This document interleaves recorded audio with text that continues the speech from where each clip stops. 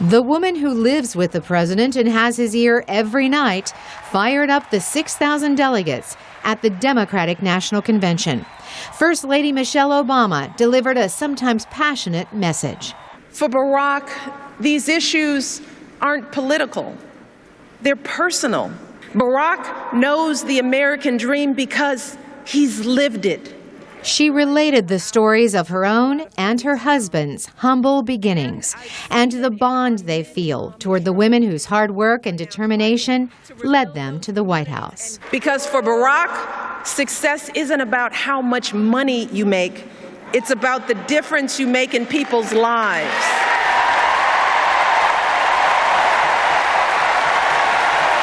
Women delegates express admiration for Mrs. Obama as a role model who represents their values as a mom and a wife.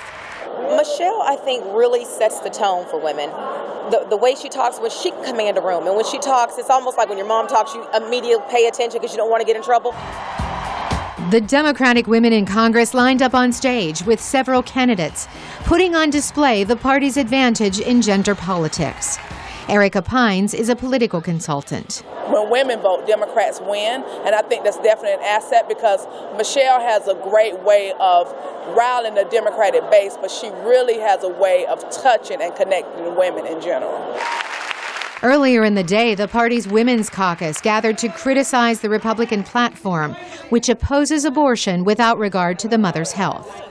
Changing demographics in some regions have made another group, Hispanic, a strong force for Democrats.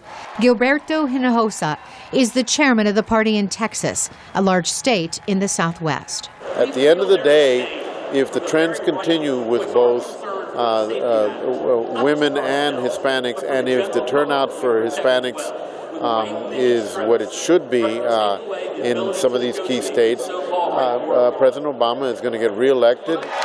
This year, there are a record number of Latinos here at the convention, 800 delegates, and that's a lot fewer that attended the Republican convention. Also making history here, the first Latino to give a keynote address, Julian Castro. Ours is a nation like no other. He is the mayor of San Antonio, Texas, a son of Mexican immigrants, and here he is a critic of the Republican presidential nominee. When it comes to getting the middle class back to work, Mitt Romney says no. When it comes to respecting women's rights, Mitt Romney says no.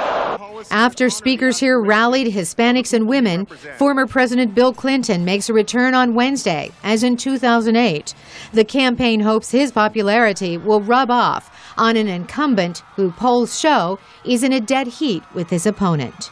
Carolyn Presutti, VOA News, Charlotte, North Carolina.